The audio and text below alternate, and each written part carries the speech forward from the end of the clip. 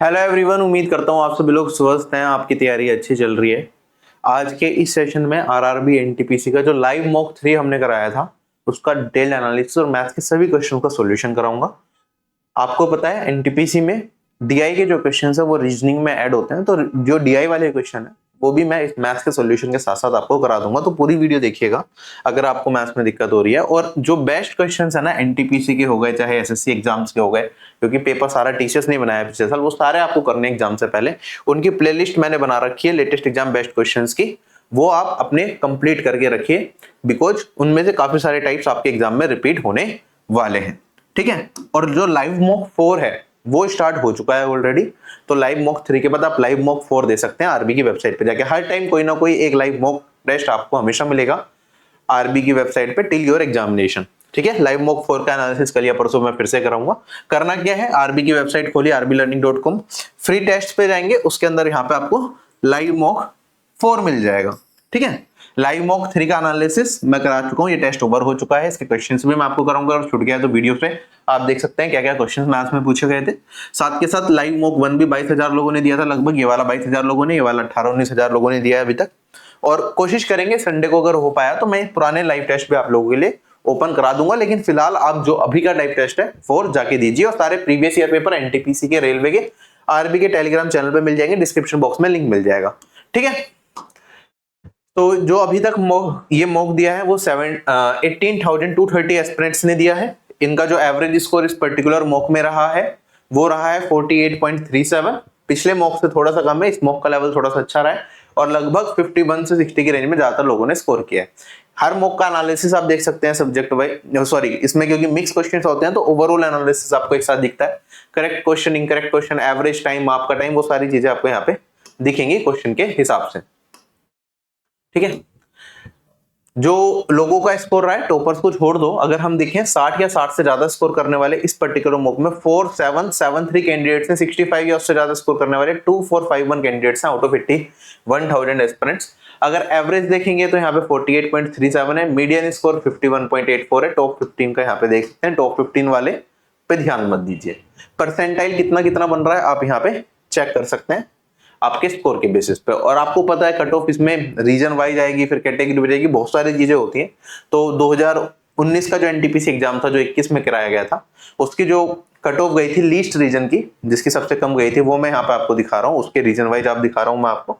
और उसी के बेसिस पे मैं आपको यहाँ पे सेफ स्कोर भी बता रहा हूँ कि इस मॉक में इससे ज्यादा आपके आए हैं तो ठीक ठाक चल रही है आपकी तैयारी और चांसेस हैं कि आप प्रीलिम्स आराम से क्लियर कर जाएंगे। बाकी सीजीएल के भी लाइव टेस्ट होते हैं, जो कि अभी 16 लाइव टेस्ट हो चुके हैं। सैटरडे संडे में होता है सीजीएल का लाइव टेस्ट, 17 तब कराया जाएगा। उसका एनालिसिस वगैरह कैसे दे सकते हैं, ये सारी चीजें यहाँ पे हैं। और पूरे कोर्सेज वगैरह भी कर सकते हैं आप कंप्लीट तैयारी के लिए। चलिए मैथ्स से सॉल्यूशन पे चलते हैं अब हम एनटीपीसी के, किस मॉक में क्या क्या चीजें दी गई थी। पहला ही क्वेश्चन थोड़ा अच्छा पूछा गया था, जैसे कि यहाँ पे हमें क्या दे रखा है, ये एक वैल्यू दे रखी है और ये P plus Q by R के बराबर दे रखा है। तो हमें बताना है Q minus P plus R, इसका मान क्या होगा चार ऑप्शंस में से। तो देखो इस तरीके से दे रखी है, तो हमें कहीं ना कहीं यहाँ पे क्या देना है, इसे इस फॉर्म में कन्वर्ट करना है। और ये फॉर्म जनरली कैसी होती है, आप देखेंगे P plus Q by R क्या होता है, P क्यू बाय आर।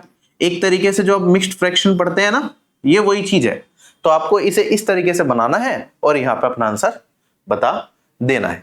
ठीक है। तो सोल्व करेंगे तो हम इसे किस तरीके से सोल्व करेंगे, देखो मेरे पास ये एक फिक्स्ड वैल्यू है, इसका क्यूब है, फिर इसी की वैल्यू पावर 4 हो रही है, यहाँ पे पावर 2 हो रहा है और यहाँ पे 1, कुछ इस तरीके से चीजें चल रही हैं।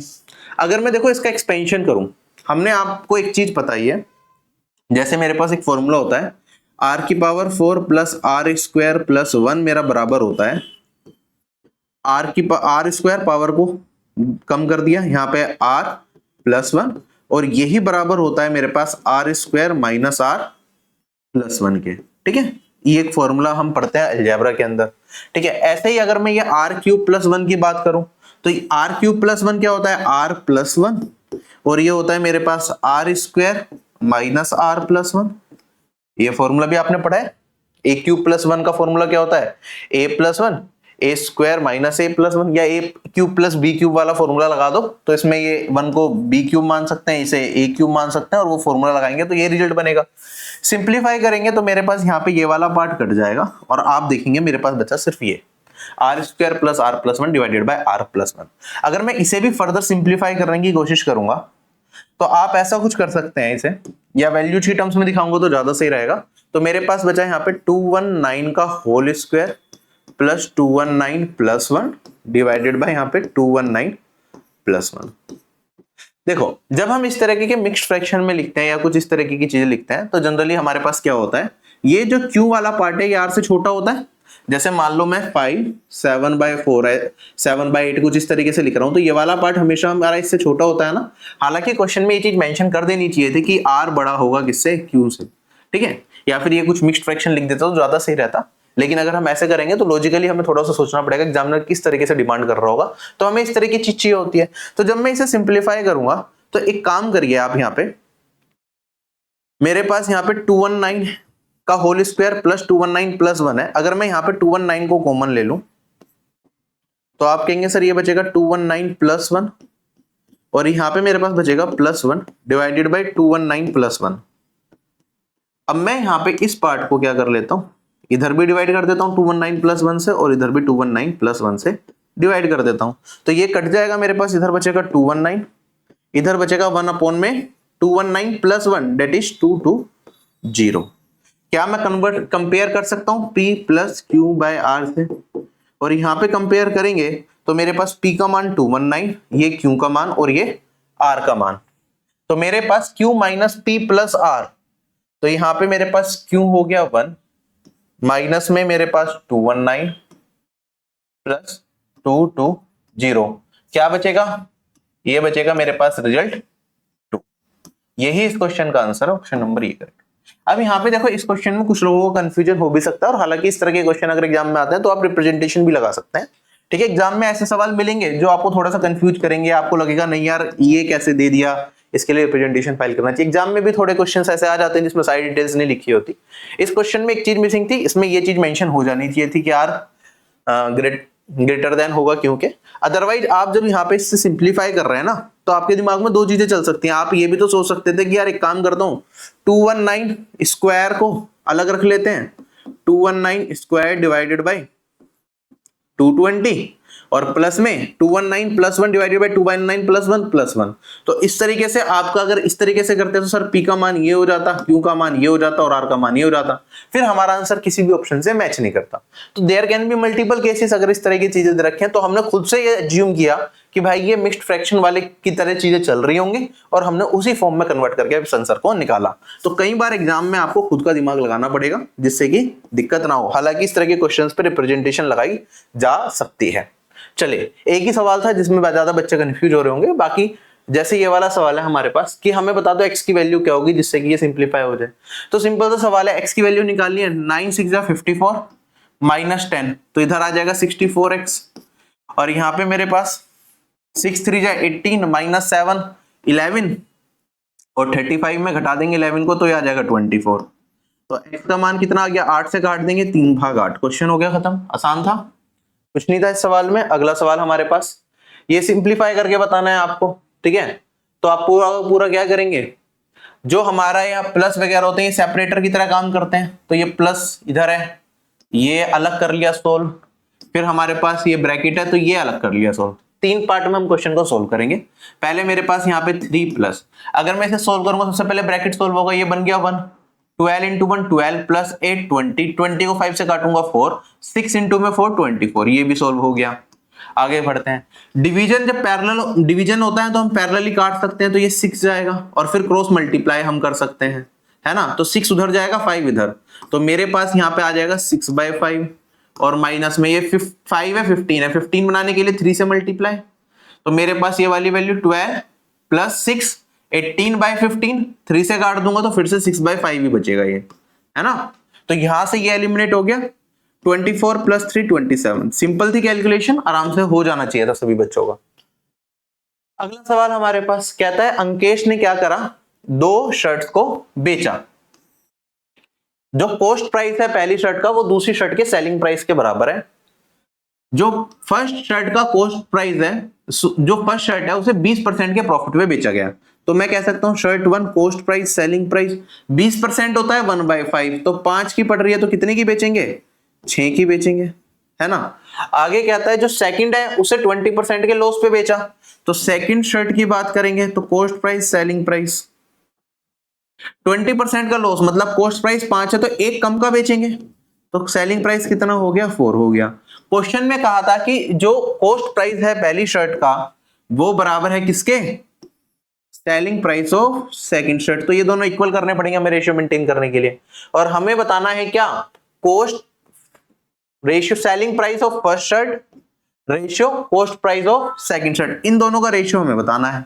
तो 5 और 4 रेशियो मेंटेन करने के लिए इसमें क्या कर दूं, 4 से मल्टीप्लाई 5 इंटू 4 20 और इसमें 5 से 5 इंटू 4 20 है ना, वरना इन दोनों का एलसीएम लेते 20 आता, 20 बनाने के लिए इसमें 4 से गुना और इसमें 5 से गुना, रेशियो मेंटेन हो गए।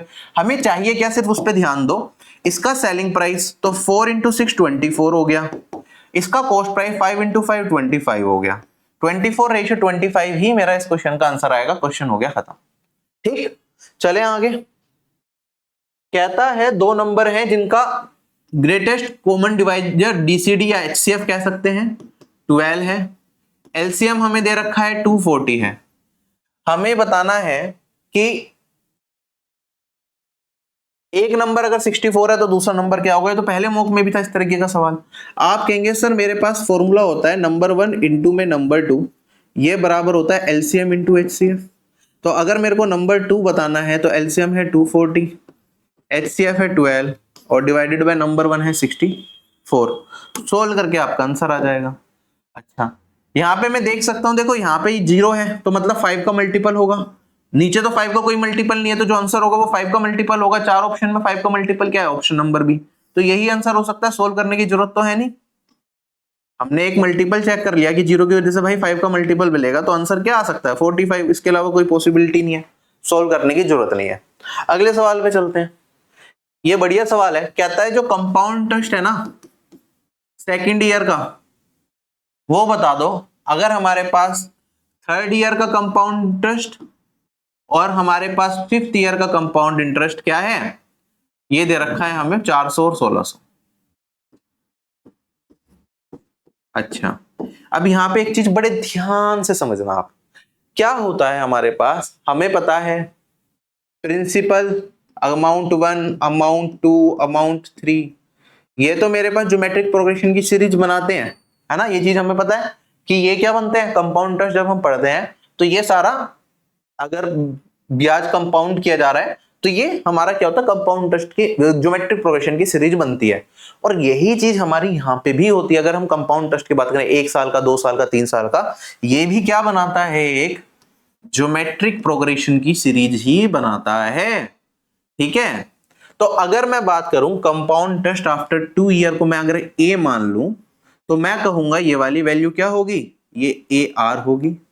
ठीक है, क्योंकि 1 साल आगे बढ़े हम, यहाँ पे 3 साल आगे बढ़ गए, तो यहाँ पे हमारे पास क्या हो जाएगा, ये वाली वैल्यू हो जाएगी ए आर क्यूब। ठीक, हमें किसका मान बताना है, हमें ए का मान बताना है कि वैल्यू क्या होगी अगर हम कंपाउंड इंटरेस्ट वाला मतलब ज्योमेट्रिक प्रोग्रेशन वाला फॉर्मूला लगा दें। अब तो इस क्वेश्चन में कुछ भी नहीं रह गया है, सोल्व करके अपना आंसर बताएंगे। आप कहेंगे सर अगर ए आर क्यूब में ए आर से डिवाइड कर दूं तो मेरे पास क्या बचेगा, मेरे पास तो सिर्फ आर स्क्वायर रह जाएगा, A R cube divided by A R, और ये वाली वैल्यू क्या होगी, आर क्या होता है कॉमन रेशियो होता है, ए होती है हमारी फर्स्ट टर्म, तो हमारे पास ये वाला मान आया 1600 भाग 400 और ये आ गया मेरे पास 4, तो मेरे पास आर का मान कितना आ गया 2 आ गया। अगर आर का मान 2 है तो आप कहेंगे सर ये आर को अगर मैं 2 रख दूं तो मेरे पास a इंटू में 2 किसके बराबर 400 के बराबर, हमें a का मान बताना है तो ये हो गया 200 के बराबर। क्लियर, तो आपको बस ये याद रखना है कंपाउंड इंटरेस्ट में जो जो वैल्यू मिलेगी एक ज्योमेट्रिक प्रोग्रेशन बनाता है। ज्योमेट्रिक प्रोग्रेशन में फर्स्ट टर्म को हम a मान लेते हैं, सेकंड टर्म को ar, थर्ड टर्म को ar स्क्वायर ar क्यूब, जहां से स्टार्ट हो वहीं से लो और क्वेश्चन को कर दो। ठीक है, वरना कंपाउंड इंटरेस्ट में आप इस तरीके से भी कर सकते थे, भाई ये इंटरेस्ट को ना मान के आप कहते सर अमाउंट आफ्टर 2 ईयर ये है, अमाउंट आफ्टर 3 ईयर ये है, अमाउंट आफ्टर 5 ईयर ये है, आप बता दो कि भाई अमाउंट आफ्टर सेकंड ईयर क्या होगा। अगर 3 और 5 ईयर दे रखा है तो उसमें तो आपको पता ही है क्या प्रोसेस फॉलो होता है। तो आप कहते हैं सर इन दोनों का रेशियो ले लेते हैं तो ये 1:4 आएगा, 2 साल का गैप है तो 1 साल के गैप में 1:2 बनेगा। अगर 1 साल के गैप में 1:2 है तो ये भी 1:2 होगा, 2 का मान 400 तो 1 का मान कितना आ जाएगा 200। ठीक है। ये डायरेक्टली कंपाउंड इंटरेस्ट वाली अप्रोच अगर आपको लगानी है तो ऐसे कर सकते हो। मैंने बिल्कुल बेसिक से बता दिया आपको किस तरीके से चीजें चलती हैं। अगर आपको अभी भी कंफ्यूजन है भाई ये सब क्या हो रहा है, ठीक है, ये सब नहीं पढ़ रखा आपने, ठीक है, तो मैं कोई भी एक सिंपल एग्जांपल से समझा देता हूं। मान लो मेरे पास प्रिंसिपल है 1000 रुपए, ठीक है, रेट ऑफ इंटरेस्ट है मेरे पास से 10%। तो आप कहेंगे सर पहले साल मेरे पास प्रिंसिपल 1000 है, तो इस पे 10% ब्याज लगाऊंगा तो वैल्यू कितनी बनेगी, आप कहेंगे सर इसका 10% हो जाएगा मेरे पास 100 और ये वैल्यू बन जाएगी 1100। फिर इस पे अगले साल 10% ब्याज लगाऊंगा, अमाउंट आफ्टर 2 ईयर ये कितना हो जाएगा, आप कहेंगे सर इसका 10% अब 1100 का 110 होगा तो ये 1210 हो जाएगा। ऐसे अमाउंट आफ्टर 3 ईयर्स निकालूंगा, इसका 10% निकालूंगा तो ये वाली वैल्यू 121 और ये अमाउंट बन जाएगा 1331। ये सबने पढ़ा हुआ है, ठीक है। अगर मैं कंपाउंड इंटरेस्ट की बात करूं कि कंपाउंड इंटरेस्ट कितना हो रहा है, आप देखेंगे यहाँ पे कंपाउंड इंटरेस्ट मेरे को कितना मिला, 100 का मिला, यहाँ पे कितने का मिला, 110 का मिला, यहाँ पे कितने का मिला, 121 का मिला। ये यहाँ पे लिखा हुआ भी ऊपर कि इतने इतने का ब्याज मिला। क्या ये भी आप देखेंगे कि क्या है, इसका 100 का 10% निकालो कितना आएगा, 10 आएगा, इसमें जोड़ दिया 110 बन गया।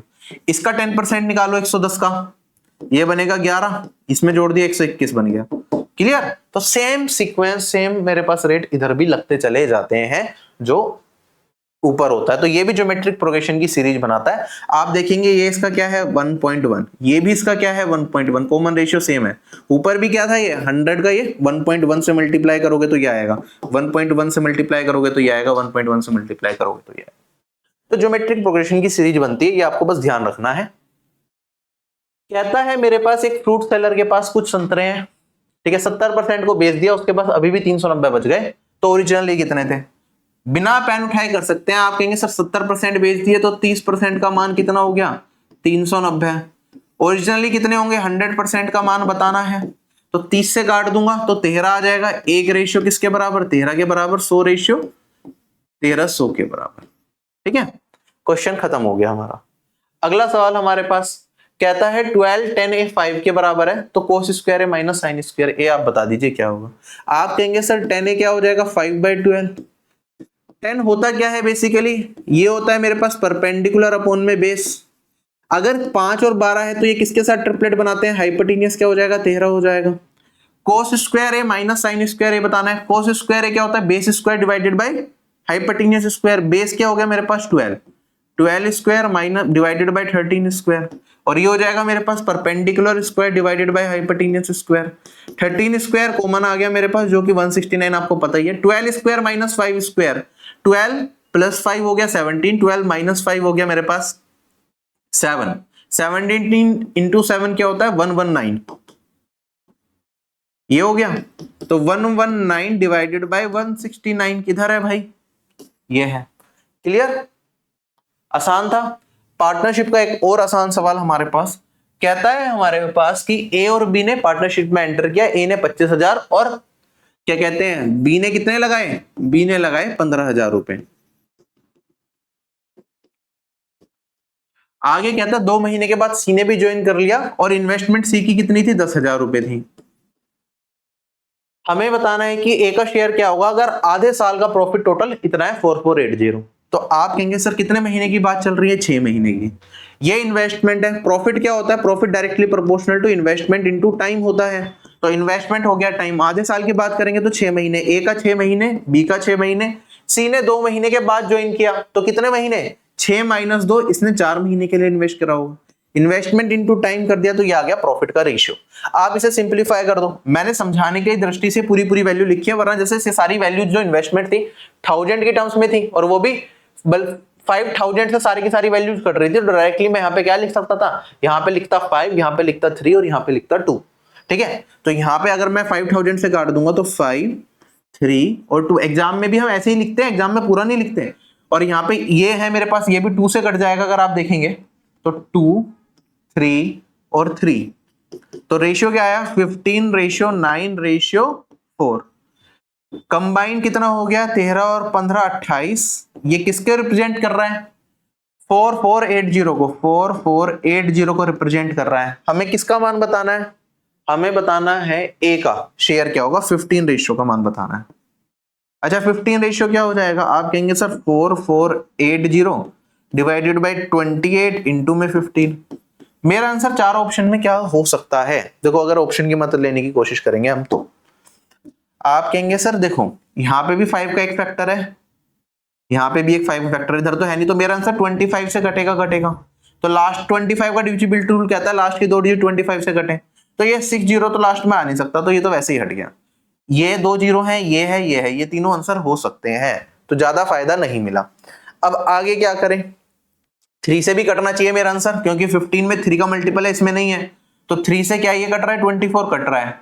यहाँ पे 235, 5 और 3 8 और 2 10, ये 3 से नहीं कट रहा, 2 3 से नहीं कट रहा, तो 3 से कटने वाली एक ही संख्या है बाकी ये, तो मेरा आंसर क्या आएगा? 2400 आएगा। हालांकि ये क्वेश्चन आसान था, बेसिक से भी पूरा सोल्व कर सकते थे, लेकिन अगर मुश्किल कैलकुलेशन होती तो मैं यहाँ से डिविजिबिलिटी रूल लगा के भी चेक कर सकता था। क्लियर है सभी लोगों को? सब क्लियर दिख रहा है? आप लोग आराम से स्क्रीनशॉट ले पाए, इसलिए पूरा स्पेस मैं छोड़ता हूं आप लोगों के लिए। ये क्वेश्चन मॉक का सबसे लंबा क्वेश्चन मैं कह सकता हूं था, जिसमें क्या दे रखा है हमारे पास? क्या है? 16,298 रुपए सुनील, अनित और जमील के बीच में बांटे गए, और आगे कहता है कि अगर इनके शेयर से 24, 38 और 52 रुपए घटा दिए जाएं तो जो इनके शेयर का रेशियो होगा वो इतना बन जाएगा। हमें बताना है अगर उनके शेयर का रेशियो क्या हो अगर उनमें 92, 26 और 84 रुपीज को ऐड कर दिया जाए। ठीक, अब देखो इसे स्टेप बाय स्टेप करना थोड़ा लंबा सवाल है, ठीक है, हालांकि मैं अभी करा देता हूं, लेकिन आप इसे लास्ट के लिए छोड़ें जब इतना बड़ा सब कुछ करना पड़े। देखो मैं मान लेता हूं वहां पे 3 लोग हैं, सुनील को S, अनित को A और जमील को J, तो मैं कह सकता हूं इनके पास टोटल शेयर कितना होगा? Sunil plus Anil plus total share दे रखा है 16,298, 16,298, ठीक है। अब हमने क्या किया इसके अंदर? 24 इसमें से घटा दिए, इसमें से हमने 38 घटा दिए, और इसमें से हमने 52 को घटा दिया। अगर हम ये करेंगे, इन तीनों में ये वैल्यू घटाएंगे, तो आप कहेंगे सर टोटल में भी ये वैल्यू घट जाएगी। इन तीनों का सम कितना बनेगा? अगर मैं ये जो सब्ट्रैक्ट कर रहा हूं इन सबको ऐड करूं, 52 प्लस 38 90 और 24 114, तो मेरे को टोटल में से कितना घटाना पड़ेगा? 114 घटाना पड़ेगा इनकी नई वैल्यूज पे, अगर मुझे जाना है नई वैल्यू के सम पे, ठीक है। तो मेरे पास ये वाली वैल्यू आ जाएगी यहाँ पे 84,161। अब जो इनके पास जो पैसा है ना उस टोटल इतना है, और जो पैसे का रेशियो है, जो इन तीनों का रेशियो है वो नया बना 9:11:14, 9:11:14। ये किसे रिप्रेजेंट करता है? ये इतने को रिप्रेजेंट करता है। कंबाइन कर लेंगे 25 और 9 34 रेशियो इसे रिप्रेजेंट करेगा। तो एक रेशियो किसे रिप्रेजेंट करेगा? आप 34 से इसे काट के देखिए, पूरा का पूरा कटना चाहिए, या तो वरना पहले 2 से काट लीजिए फिर आप 17 से काट सकते हैं। जैसे 2 से काट लूंगा तो मेरे पास ये आएगा 8092, और इसे 17 से काटूंगा तो 17 में जाएगा मेरे पास यहाँ पे 4 जा 68, 129, 7 जा 119, 1026, तो मेरे पास एक रेशियो किसके बराबर आ गया? 476। तो यहाँ पे मैं इंडिविजुअली तीनों की वैल्यू निकाल लूंगा कि प्रेजेंट में तीनों का इंडिविजुअल शेयर कितना है, फिर उसमें मैंने जो घटाया था वो ऐड करके प्रेजेंट वैल्यू बन जाएगी। और उसके बाद कहता है कि हमें बता दो रेशियो क्या होगा उनके अमाउंट का अगर उनके में हम इतने इतने ऐड कर दें। क्या कर दें? इतने इतने ऐड कर दें। तो इनकी प्रेजेंट वैल्यू निकालेंगे, उसके अंदर ये 24 जो घटाया था पहले वो ऐड करेंगे, और फिर 92 ऐड करेंगे किसमें? सुनील में। फिर अनिल के अंदर 38 ऐड कर, जो घटाए थे वो ऐड करने पड़ेंगे, और फिर ये ऐड करेंगे, फिर इसकी जो वैल्यू आएगी 52 ऐड करेंगे और 84 ऐड करेंगे, जो वैल्यू बनेगी उनका रेशियो निकालेंगे और हमारा आंसर आएगा। तो थोड़ा सा कॉम्प्लिकेटेड यहाँ पे है क्वेश्चन है। अगर मैं सोल्व करूं तो मेरे पास तीनों के इंडिविजुअल अगर शेयर्स निकालने हैं तो मेरे पास सुनील, अनिल और ये पहले 9 से इसमें गुना करेंगे तो 9 कैरी,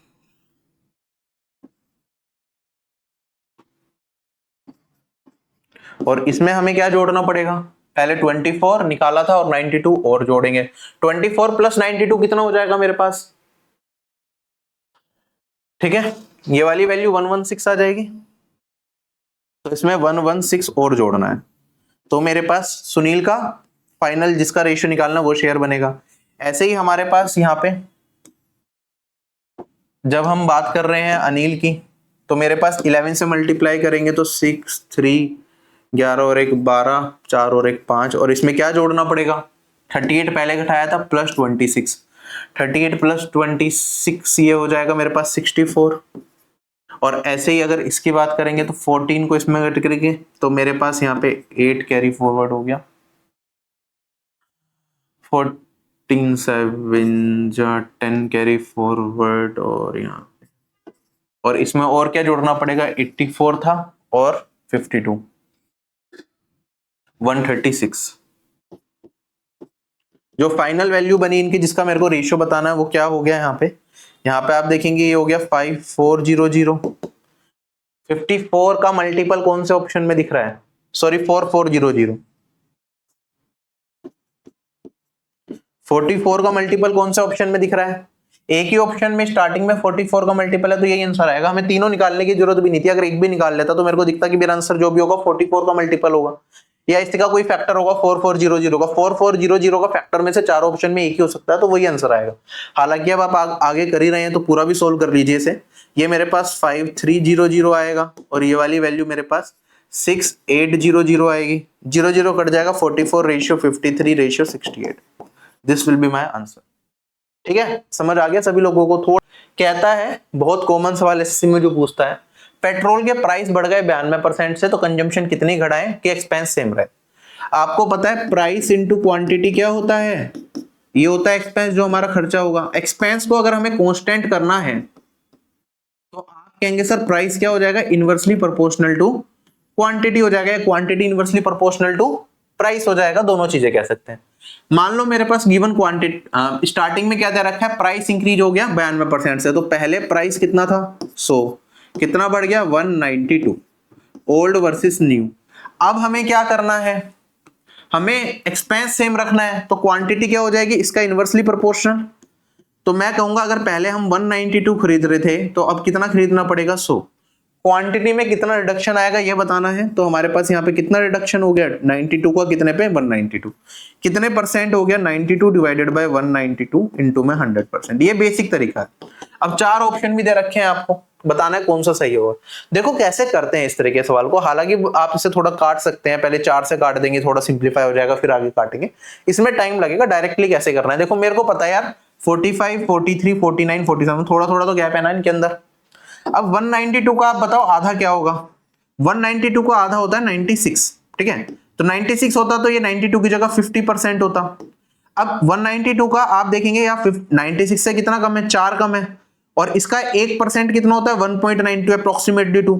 तो 2% से थोड़ा सा और ज्यादा पीछे जाना पड़ेगा मेरे को तो 52 में 2% से थोड़ा सा और कम करेंगे तो मेरे पास 47.91 ही आ सकता है बाकी तो पॉसिबल ही नहीं है तो यही मेरा आंसर आएगा ठीक है ये एक तरीका बताया मैंने कई बार इससे बहुत आसानी हो जाती है क्वेश्चन में कि हम 50% देख लें या 25% देख लें और आइडिया लगा लें वरना बेसिक से भी सोल्व करोगे तो कोई मुश्किल काम तो है नहीं आपको आंसर आपका मिल जाएगा 47.91% ठीक है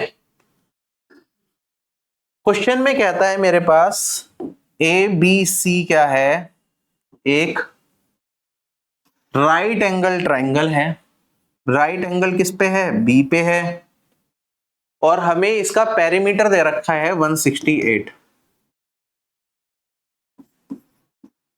आगे कहता है जो डिफरेंस है सम ऑफ परपेंडिकुलर साइड्स तो परपेंडिकुलर साइड्स को पी और बी मान लिया और हाइपोटेन्यूस को ये मान लिया तो कहता है जो डिफरेंस है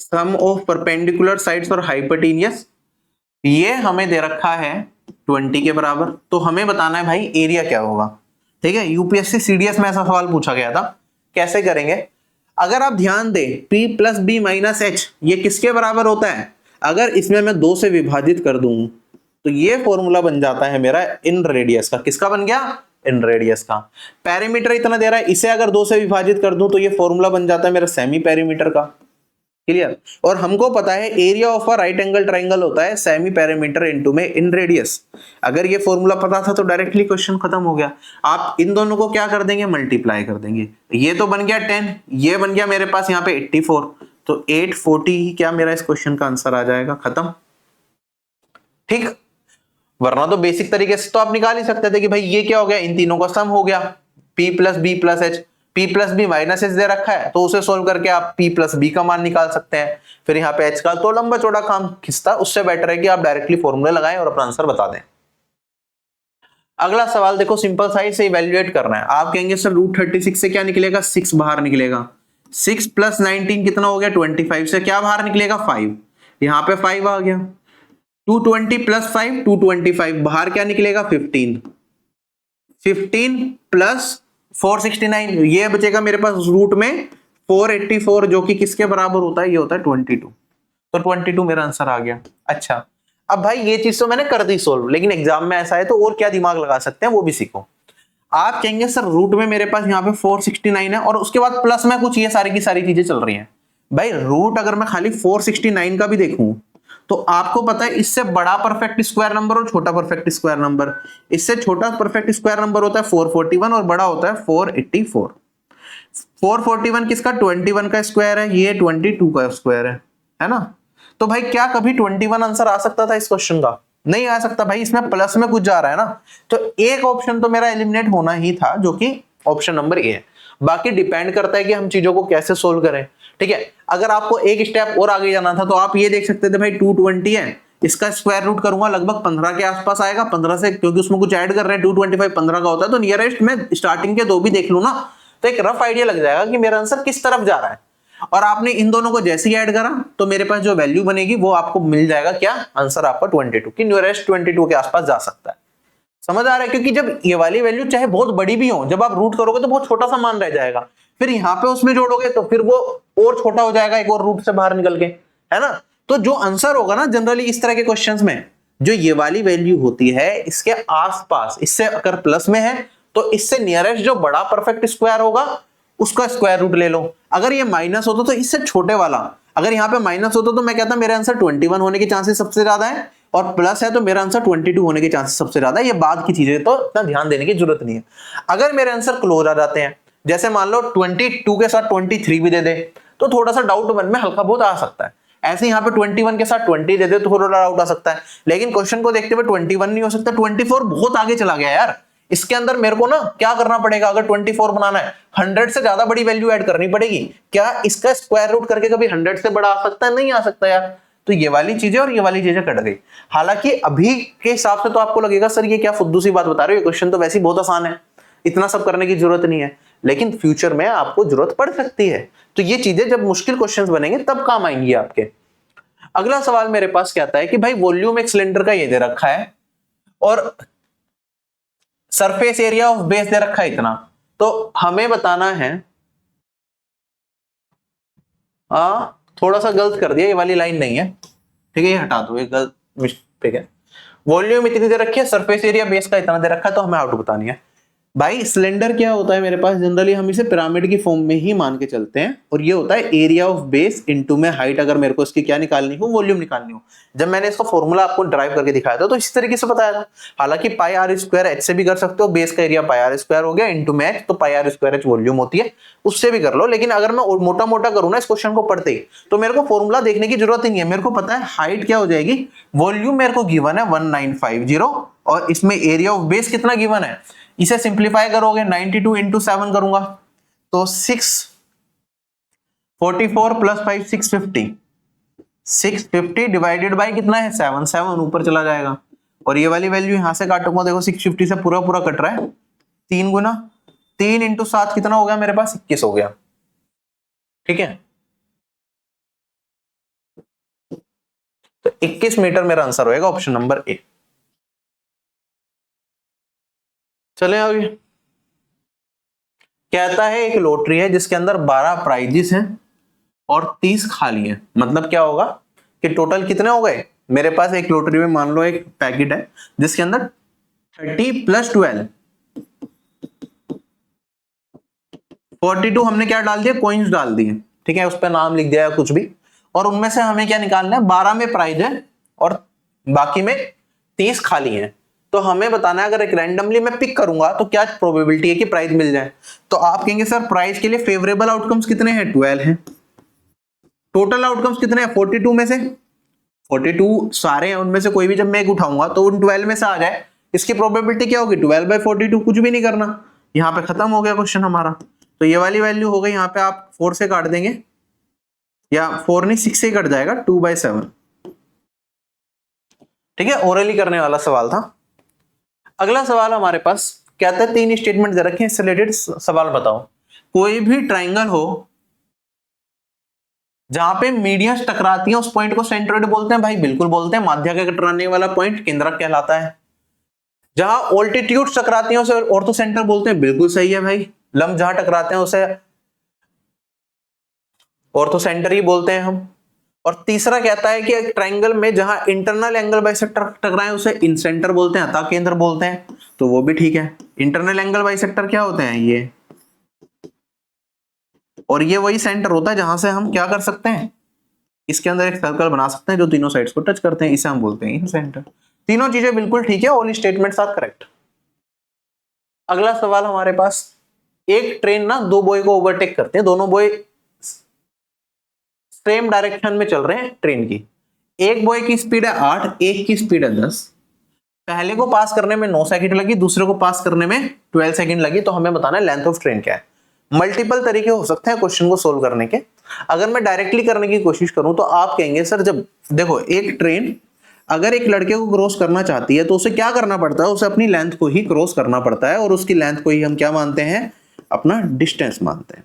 जब पहले लड़के को क्रॉस करेगी तो भी उसे अपनी लेंथ को क्रॉस करना है, दूसरे लड़के को क्रॉस करेगी तब भी लेंथ को क्रॉस करना है।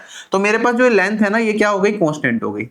जब हमारे पास डिस्टेंस क्या हो जाए, कांस्टेंट हो जाए, तो speed inversely proportional to time हो जाता है। तो कैसे करेंगे, आप कहेंगे सर ट्रेन की स्पीड को मैंने x मान लिया जो मुझे दे नहीं रखी, ठीक है। अब स्पीड पहले लड़के की कितनी है, 8, दोनों सेम डायरेक्शन में जा रहे हैं तो x-8 रिलेटिव स्पीड हो जाएगी। दूसरे लड़के की स्पीड कितनी है, 10, तो रिलेटिव स्पीड क्या हो जाएगी, x-10। स्पीड का रेशियो क्या हो जाएगा, इनवर्सली प्रोपोर्शनल टू टाइम का रेशियो। तो टाइम 9 और 12 दे रखा था, तो यहां पे मैं लिख सकता हूं 12/9। क्या यही आएगा मेरे पास? अब देखो ये सेकंड में है, किलोमीटर पर आवर में, इस पे आपको जाने की जरूरत ही नहीं है। हमने जो स्पीड मानी है ना ट्रेन की, वो किलोमीटर पर आवर में मानी है। तो यहाँ पे ये क्योंकि ये किलोमीटर पर आवर में है तो ये मेंटेन्ड है ऑलरेडी। और ये मीटर पर सेकंड में हो या किलोमीटर पर आवर में, क्वांटिटी कट जाएंगी तो इसकी यूनिट कुछ बचेगी नहीं रेशियो में आने के बाद। क्लियर है? तो इन दोनों की यूनिट सेम होनी चाहिए, इन दोनों की और इन दोनों की। फिर आपको कुछ कन्वर्ट करने की जरूरत नहीं। तो यहां से मैं x का मान निकाल सकता हूं। आप कहेंगे सर यहां से काटेंगे तो ये आ गया 4, 4x है, ये यहाँ पे 3 आएगा, 3x है, तो मेरे पास क्या बचेगा, इधर x बचेगा। -40 -24, 40 -24 कितना आ जाएगा, 16। तो ट्रेन की स्पीड आ गई 16 किलोमीटर पर आवर। अब हमें बताना है कि भाई लेंथ क्या होगी। तो मेरे पास लेंथ निकालने के लिए आप कहेंगे सर देखो ट्रेन की स्पीड 16 है, बॉय की स्पीड 8 थी, तो 16 - 8 कितना आ गया, 8। रिलेटिव स्पीड 8 हो गई। कितने टाइम में क्रॉस कर रही थी, 9 सेकंड में। अब ये किलोमीटर पर आवर में है, ये सेकंड्स में। अब यहाँ पे कन्वर्जन हमें करना पड़ेगा। हमसे मीटर में पूछा है तो किलोमीटर पर आवर को मीटर पर सेकंड में करने के लिए 5/18 से गुना कर देंगे। और यहाँ पे ये हो गई मेरी स्पीड मीटर पर सेकंड में, इनटू में टाइम है 9। खत्म हो गया क्वेश्चन। यहां से काटूंगा 2, 2 से काटूंगा 4, 4 पंजे 20। ये हो गई मेरी ट्रेन की लेंथ। 20 मीटर इतनी छोटी सी ट्रेन कौन सी होती है, मेरे को तो पता नहीं। चले आगे, मेट्रो भी नहीं होती इतनी। तो कहता है एक सर्कल हमें दे रखा है, उसके अंदर उसका एरिया दे रखा है 154 और एक कोड है जिसकी लेंथ हमें दे रखी है 10। हमें बताना है कि परपेंडिकुलर डिस्टेंस क्या होगा सेंटर ऑफ सर्कल से इस कोड पे। तो हमें ये वाली दूरी निकालनी है। कैसे करेंगे, आप कहेंगे सर अगर एरिया 154 होता है एक सर्कल का, मैंने आपको पढ़ा रखा है, रेडियस क्या होता है उस केस में 7 होता है, पेरीमीटर 14 होता है। वरना आप किससे निकाल सकते हैं, आप कहेंगे सर πr² लगाएंगे, सोल्व करके रेडियस आपको मिल जाएगा 7। ये याद होनी चाहिए वैल्यूज, रेडियस 7 पे 14 पे बहुत काम पड़ता है। तो अगर मेरे को ये वैल्यू पता है तो भाई आप कहेंगे सर रेडियस हो गया 7। और अगर मैं सेंटर से परपेंडिकुलर डाल रहा हूं ना एक कोड पे, तो वो कोड को बाइसेक्ट करता है 2 इक्वल भागों में, तो ये हो जाएगा 5। हमें किसका मान बताना है, हमें ये परपेंडिकुलर डिस्टेंस बताना। पाइथागोरस थ्योरम लगा देंगे, 7² - 5²। तो आप कह सकते हैं सर 7 - 5 2, 7 + 5 कितना हो गया 12। अब यहाँ पे दोनों में से 2 बाहर निकल जाएगा तो 2√6, ये मेरी क्या हो जाएगी, दूरी हो जाएगी। क्लियर? a² - b² वाला फॉर्मूला लगा के मैंने 2 × 12 निकाला। अगला सवाल मेरे पास, राघव को क्या करना है, ए से बी जाना है। तो वो क्या करता है, 75% डिस्टेंस को कवर करता है 90 किलोमीटर पर आवर की स्पीड से। और रिमेनिंग जो डिस्टेंस है कितना बच गया, 25% बच गया, उसे 60 किलोमीटर पर आवर की स्पीड से कवर करता है। तो हमें बताना है एवरेज स्पीड क्या होगी। कैसे करेंगे, चार ऑप्शन देख लो भाई। एक चीज तो हमें पता होता है भाई, यहाँ 90 है यहाँ 60 है, एवरेज स्पीड इन दोनों के बीच की कहीं आएगी। चार ऑप्शन के भी बीच के हैं तो डायरेक्टली नहीं कर सकते, हमें सोल्व करना पड़ेगा। आप कहेंगे सर डिस्टेंस का अगर मैं रेशियो निकालूं जो कवर किया गया है, तो ये 3:1 कह सकता हूं मैं, या 3x रेशियो x कह सकता हूं। एवरेज स्पीड होता है total distance divided by total time. Total distance कितना हो गया, 3x + x 4x। Total time 3x divided by 90 और यहाँ पे x डिवाइडेड बाय 60, यही होगा। x से x घट जाएगा, ये बस समझाने के लिए लिखा था, वैसे हम लिखते भी नहीं है जब एग्जाम में करते हैं। तो हमारे पास यहाँ पे आप करना चाहें तो 3 से काट दूंगा तो ये आ गया 30। एलसीएम लूंगा इन दोनों का 60 आएगा जो कि ऊपर चला जाएगा, और यहाँ पे 2 + 1 ये आ जाएगा 3। तो यहाँ से काटूंगा 20 और ये आ गया 80। 80 किलोमीटर पर आवर मेरी क्या हो जाएगी, एवरेज स्पीड हो जाएगी। ठीक है, अगला सवाल कहता है 16 लोग एक काम को 21 दिन में कर सकते हैं। 6 दिन काम किया, 8 वर्कर छोड़ के चले गए, और जो छोड़ के गए वो लास्ट वाले दिन काम के ज्वाइन भी कर लेते हैं। तो हमें बताना है टोटल काम कितने दिन में कंप्लीट हुआ। ध्यान से करने वाला सवाल। देखो मेरे पास टोटल अगर मैं बात करूं, दो तरीके से कर सकते हैं। एक तो हो गया बेसिक कि मैं मान लेता हूं एक आदमी का एक दिन का काम है एक, तो 16 आदमी एक काम को 21 दिन में कर सकते हैं, तो ये हो गया मेरा टोटल वर्क। अब इसमें कहता है कि 6 दिन काम किया इन सभी लोगों ने, तो आप कहेंगे सर 16 इंटू में 6, इतना काम इन्होंने करा 6 लोगों ने। फिर 8 लोग छोड़ के चले गए, तो 16 में से 8 घटा देंगे तो ये बचेगा मेरे पास 8। इन्होंने मान लो x डेज तक काम करा, उसके बाद आखिरी दिन फिर से ये जो लोग छोड़ के गए थे वापस आ गए, तो 16 के 16 लोग काम करेंगे, तो 16 इंटू में 1 आखिरी दिन। तो आखिरी दिन से पहले कितने दिन काम हुआ ये मान लिया हमने x, तो टोटल नंबर ऑफ डेज कितने दिन में काम खत्म हुआ हमें ये बताना है। तो वो क्या होगा, 6 + x + 1। हमें ये वाली वैल्यू बतानी होगी। कुछ लोग जल्दबाजी में यहाँ पे x निकाल लेते हैं जो गलत हो जाता है। सोल्व करेंगे, आप देखेंगे यहाँ पे मेरे पास 16 को कॉमन ले लूं, अगर मैं 16 इंटू 7 आ गया, इधर जाके घटाऊंगा तो 16 21 - 7, और ये मेरा 8 इंटू x के बराबर बचेगा। यहां से 8 से काटूंगा तो 2 इंटू 14 हो गया ये, तो 28 आ जाएगा x, और हमें वैल्यू बतानी थी x + 7, और ये वाली वैल्यू कितनी हो जाएगी मेरे पास, ये वाली वैल्यू हो जाएगी 35। यही मेरा इस क्वेश्चन का क्या है, आंसर है। समझ आ गया सभी लोगों को नंबर ऑफ डेज निकालना है। दूसरा तरीका आपके दिमाग में ये हो सकता था कि सर डायरेक्टली कर लो इसी चीज को, ये स्टेप सारे मत लिखो। सारे लोगों ने 16 लोग थे 21 दिन में कर सकते थे, सारे लोगों ने कितने दिन काम किया, पहले स्टार्टिंग के 6 दिन और एक लास्ट का दिन, 7 दिन हो गया। तो 7 दिन काम कर लिया 16 लोगों ने, तो 21 में से 7 को घटा दो, कितना बचा, 14 दिन। तो 16 लोगों का 14 दिन का काम करना है, और ये कितने लोग करेंगे, आप कहेंगे सर मेरे पास 8 लोग छोड़ के गए थे, टोटल 16 लोग थे, तो 16 में से 8 घटा दो, इतने लोगों को करना, और मैं मान लेता हूं ये x स्टेज में करेंगे। तो मेरे पास यहाँ पे ये 8 बनेगा, इससे काटूंगा 2, तो x का मान डायरेक्टली 28 आपको मिल जाएगा। और आपको बस यहाँ पे ये ध्यान रखना पड़ेगा कि टोटल हमने स्टार्टिंग में 7 घटाए थे ना, इसमें से ये कैसे आया था 21 - 7, तो 7 दिन काम हमने कर लिया, तो वो 7 दिन का काम इसमें जोड़ना पड़ेगा, और आंसर मेरा क्या आएगा 35। तो ये आपको थोड़ा जल्दबाजी में गलती मत करना, वरना डायरेक्टली भी करते हैं हम, इस तरीके से ही पढ़ते हैं। ठीक है, ये बेसिक है, ये डायरेक्ट है। अगला सवाल हमारे पास कहता है कि भाई 1170 रुपए को एक पॉजिटिव नंबर x से डिवाइड करें तो हमारे पास रिमाइंडर 14 आता है। तो हमें बताना है x की पॉसिबल वैल्यूज क्या है। बहुत बार सवाल आता है ऐसा नंबर सिस्टम में। अब देखो मेरे पास क्या क्या चीजें समझ में आएगी। अगर x से डिवाइड करने पे 1170 को हमारे पास क्या मिल रहा है, रिमाइंडर मिल रहा है 14, तो मेरे को दो चीजें यहां पे पता चल रही हैं। पहली चीज तो भाई इसमें अगर 14 घटा दिया जाए तो ये किससे कट जाएगा, ये आपका x से कट जाएगा, तो 1156 क्या होगा, x से डिविजिबल होगा, है ना। दूसरी चीज, रिमाइंडर अगर 14 आ रहा है, हम पढ़ते हैं जो रिमाइंडर होता है ना हमेशा छोटा होता है किससे, डिवाइजर से। तो अगर डिवाइजर से छोटा होगा तो मेरे पास मैं कह सकता हूं x का मान क्या होगा, बड़ा होगा 14 से, 14 के बराबर भी नहीं हो सकता। दो कंडीशन मेरे को मिल गई। हमें बताना है x की कितनी पॉसिबल वैल्यूज है। तो आप कहेंगे सर यहाँ पे 1156 है ना, तो कितनी ऐसी वैल्यूज हैं 14 से बड़ी जो 1156 को काट सके, ये बताना है। तो आप 1156 अगर आपको पता हो तो ये किसका होता है, ये हमारा होता है 34 का स्क्वायर। 34 का स्क्वायर 34 होता है 2 इंटू में 17, तो मैं इसे लिख सकता हूँ 2 का स्क्वायर इंटू में 17 का स्क्वायर, आगे तो ब्रेक नहीं हो सकता। तो मेरा नंबर है ये, इसके टोटल नंबर ऑफ फैक्टर्स अगर मैं निकालने जाऊं तो हम कहते हैं कि भाई किसी भी नंबर के टोटल नंबर ऑफ फैक्टर्स निकालने हैं तो मेरे पास अगर वो इस फॉर्म में हो a की पावर p इंटू में b की पावर q, तो टोटल नंबर ऑफ फैक्टर्स होते हैं ये a और b जहां प्राइम नंबर होते हैं p+1 इंटू में q+1, ये फॉर्मूला पढ़ा है आपने, तो वही लगा देंगे तो 2+1 और इंटू में 2+1, तो मेरे पास ये वाली वैल्यू आ जाएगी 9।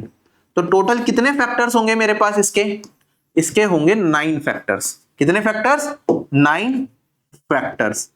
अब हमें वो फैक्टर्स चाहिए, वो वैल्यू चाहिए जो क्या हो 14 से बड़ी हो, तो 14 से छोटे वाली वैल्यूज घटा देंगे इसमें। ऐसे फैक्टर्स इसके 1 2, अब इसके ऐसे फैक्टर्स देखो जो 14 से छोटे हैं, तो आप यहीं पे देखो मेरे पास 1 ये दे रखा है ना, तो 1 इसका फैक्टर होगा, 2 होगा, 2 का स्क्वायर 4 होगा। क्या इसके अलावा कुछ मिल रहा है? नहीं मिल रहा। फिर 17 तो बहुत ज्यादा हो गया, 14 से बड़ा ही हो गया, तो ये वाले तो इंक्लूड करने की जरूरत नहीं है। तो 1 2 और 4 ये 3 फैक्टर हैं जो 14 से छोटे हैं, तो ये घटा देंगे टोटल। तो मेरे पास 9 में से 3 को घटाया तो ये वाली वैल्यू क्या आएगी? 6। इस क्वेश्चन का आंसर क्या हो गया? 6। बढ़िया सवाल था, नोट कर लेना, अगर नहीं आता था तो रिपीट भी होगा ये सवाल आगे जाके भी, और बहुत बार पूछा जाता है एग्जाम्स में, बहुत कॉमन सवाल है। अगला सवाल कहता है भाई मेरे पास क्या है, फिगर थोड़ी सी गलत बनी हुई है ये, मैं दोबारा बना लेता हूं, इस फिगर को इग्नोर करिएगा। कहते हैं मेरे पास एक ट्राइंगल है जिसके अंदर XYZ ट्राइंगल मान लेते हैं। XY पे एक पॉइंट है R और XZ पे एक पॉइंट है मेरे पास S, कुछ इस तरीके से कि RS पैरेलल है YZ के, तो ये वाली साइड पैरेलल हो गई इसके। अगर जैसे ही आपने ये वाली लाइन देखी कि ये वाली साइड इसके पैरेलल है, तो आपको समझ में आ गया कि भाई ये वाला एंगल इसके बराबर, ये वाला एंगल इसके बराबर, कोरोस्पोंडिंग एंगल। और ये अगर मैं बड़े वाला ट्राइंगल और छोटे वाला ट्राइंगल देखूं तो कॉमन ए प्रॉपर्टी से दोनों ट्राइंगल सिमिलर, तो साइड्स का रेशियो क्या हो जाएगा? प्रोपोर्शनल हो जाएगा। ये चीज हमें समझ में आ गई। आगे बढ़ते हैं। आगे कहता है कि भाई XR मेरे पास क्या है? 20 है। फिर मेरे पास XY क्या है? 30 है। फिर कहता है मेरे पास XS कितना है? 16 है। ये वाली दूरी मेरे पास 24 है। आप बता दो RS का मान क्या होगा, इसका मान क्या होगा? 4 ऑप्शन भी दे रखे हैं, और किसके फॉर्म में दे रखे हैं? YZ की फॉर्म में दे रखे हैं। इसके टर्म्स में हमें ये बताना है। मैंने कहा ये मेरे पास X R और S ये सिमिलर हो जाएंगे किससे? XYZ, छोटे वाला ट्राइंगल बड़े वाले ट्राइंगल के सिमिलर, किस प्रॉपर्टी से? A। तो साइड्स क्या हो जाएंगी? प्रोपोर्शनल हो जाएंगी। अगर साइड प्रोपोर्शनल हो गई तो आप कहेंगे सर XR बाय XY मतलब 20/30 किसके बराबर? इस छोटे वाले ट्राइंगल की ये वाली साइड RS और बड़े वाले ट्राइंगल की साइड YZ, इसके बराबर। तो यहाँ पे 2/3, तो RS कितना हो जाएगा? 2/3 इंटू में YZ। क्वेश्चन हो गया खत्म, है ना। हालांकि इस क्वेश्चन में इन्होंने दे रखा था ये वाली वैल्यू नहीं भी देते तो भी हमारा काम इसी से चल जाता, ठीक है। और इसे ओरली पढ़ते पढ़ते करने वाला सवाल था ये, इसमें कोई मेहनत थी नहीं। ट्रिग्नोमेट्री का सिंपल सा सवाल सोल्व करके बताना है कि भाई वैल्यू क्या आएगी। यहाँ पे हमें दे रखा है, मैंने आपको बताया भाई अगर a + b 90 डिग्री होते हैं तो हमारे पास क्या होता है? Sine square a + sine square b क्या होता है? 1 के बराबर होता है। प्रॉपर्टी पढ़ा रखी है। Sine square this plus sine square this, इन दोनों का सम कितना आएगा? 90 आएगा। तो ये वाला मान मेरा 1 के बराबर ही बनेगा। अगर आपको ऐसे नहीं करना तो आप कहेंगे सर मेरे पास क्या है? इक्वेशन तो कोई नहीं, इक्वल्स टू का साइन कहीं नहीं दिख रहा है। एक एक्सप्रेशन है, एक वेरिएबल है डेट इज थीटा, तो 0 इक्वेशन है। तो एक वेरिएबल का मान थीटा का कुछ भी रख लेंगे, थीटा को अपनी मर्जी से 0 कर दो तब भी कुछ फर्क नहीं पड़ता, तब भी आप निकाल लेंगे sine square 45 plus sine square 45 कितना हो जाएगा? 2 साइन स्क्वायर 45, तो 2 इंटू 1/2 1, ठीक है। नीचे वाला आपको सोल्व करना पड़ेगा। अब नीचे वाला सोल्व कर लेते हैं। सेक स्क्वायर 30 का मान क्या होता है? 4/3। कोस स्क्वायर 45 का मान 1/2 और सेक स्क्वायर 60 का मान 4, तो ये 2/3, 3 ऊपर चला जाएगा, 12, 2 - 12 10 माइनस का, -3/10। This will be our answer. देख लेना कोई सिली मिस्टेक ना भी हो। अगला सवाल हमारे पास कहता है कि भाई एवरेज जो है p नंबर्स का वो m की पावर 4 है, m नंबर का एवरेज क्या है p की पावर 4 है, तो आपको बता दो average p plus m numbers का क्या होगा।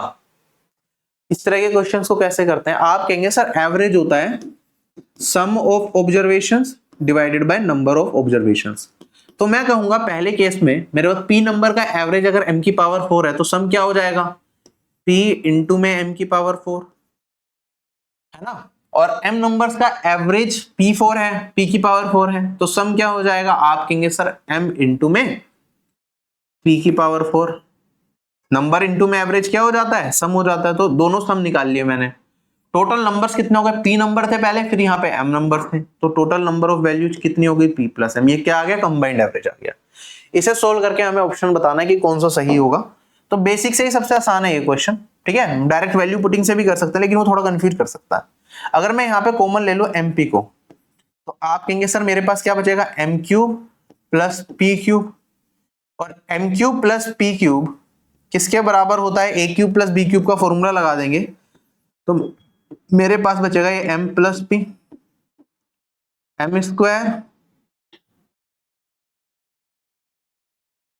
Plus p square minus mp और divided by m plus p। m plus p से m प्लस b एलिमिनेट हो जाएगा, तो मेरे पास बचेगा mp p square plus plus m square minus mp।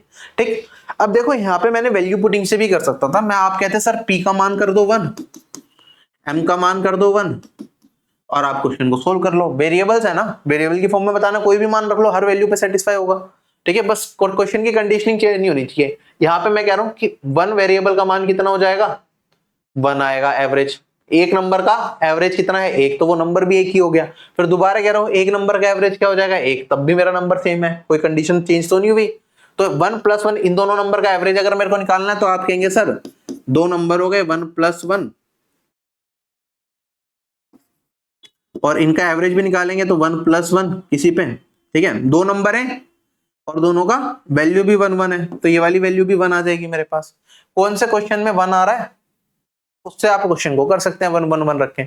यहाँ पे मेरे को 2 मिलेगा तो ये नहीं हो सकता, यहाँ पे 1 मिलेगा ये हो सकता है, यहाँ पे 1 है, 1 प्लस 1 माइनस 1 ये भी 1 है, तो ये भी हो सकता है, ये भी हो सकता है, तो दो ऑप्शन में फंस गए पहली चीज तो। और दूसरी चीज यहाँ पे नन भी दे रखा है। जब हमारे पास नन होता है ना, तो हमें वैसे भी कोई भी आंसर ऑप्शन अगर आ भी रहा है तो वो 2 बार डबल वेरीफाई करना जरूरी होता है, तो इट विल बिकम कॉम्प्लिकेटेड। ठीक है, चाहे तो आप वैल्यू यहाँ पे ट्राई कर सकते कि कोई और वैल्यू रख के देख ले 1 के अलावा, फिर भी थोड़ा हो सकता है वैल्यू सोचने में, बाकी चीजें करने में टाइम लगेगा। तो बेस्ट मेथड है इस तरह के क्वेश्चन में बेसिक से कर लो, कोई दिक्कत ही नहीं है। अगर पावर 4 वगैरह दे रखी है, अगर यहाँ पे कोई पावर वगैरह नहीं दे रखी होती तो शायद चीजें थोड़ी आसान होती है हमारे पास वैल्यू पुट करने में। चलें आगे। कहता है ये 8 डिजिट का नंबर है, 72 से डिविजिबल है, तो हमें लीस्ट वैल्यू बतानी है 2a प्लस 3b की। थोड़ा ध्यान से करने वाला सवाल होगा ये। अगर ये मेरा किससे कटता है, 72 से, मैं नंबर लिख लेता हूं यहाँ पे 1 a 4 2 9 b 3 6। किससे कट रहा है ये, 72। 72 क्या होता है मेरे पास यहाँ पे 8 इंटू 9 होता है, तो मतलब 8 से भी कटेगा 9 से भी कटेगा। अगर ये मेरा वैल्यू 8 से कटता है तो ये वाली वैल्यू b है, b और 6 में कंफ्यूज मत करना, ये मैं अलग पेन से लिख देता हूं जो वेरिएबल है। तो हम कहेंगे भाई ये वाली वैल्यू मेरी किससे कटनी चाहिए, लास्ट की 3 डिजिट मेरी 8 से कटनी चाहिए, है ना, इसका डिविजिबिलिटी रूल। अब यहाँ पे अगर मैं 36 को देखता हूं तो क्या ये वाली वैल्यू मेरे पास 8 से कट रही है, नहीं कटती। जब ये वाली वैल्यू मेरे पास 3 डिजिट का नंबर हो और ये वाली प्लेस मेरे को बतानी है और ये वाली वैल्यू मेरी 8 से नहीं कट रही हो, लास्ट की 2 डिजिट का सम, तो उस केस में ये क्या होता है, ये कोई भी ओड वैल्यू ले सकता है। ओड वैल्यू ले सकता है तो ये क्या हो सकता है, बी का मान मेरे पास, पॉसिबल वैल्यूज ऑफ बी अगर मैं निकालूंगा तो बी का मान हो सकता है मेरे पास 1 3 5 7 और 9। ठीक है, यहां पे लिख लेता हूं।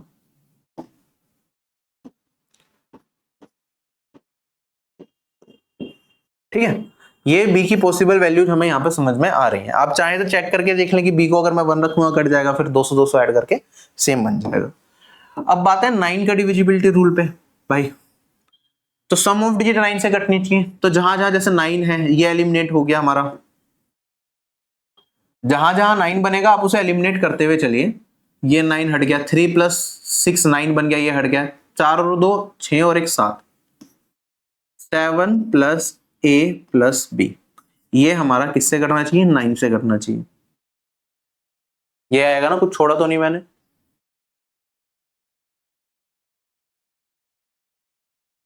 ठीक, 1a 4 2 9b 3 6, तो 7 + a + 9। अब मेरे पास देखो, ये a और b भी डिजिट है, 0 से लेके 9 तक की कोई ना कोई वैल्यू ले सकती है। तो a का मान मेरे पास ये दे रखा है, ठीक है। b का मान मान लो दे रखा है 1 3 5 7 9।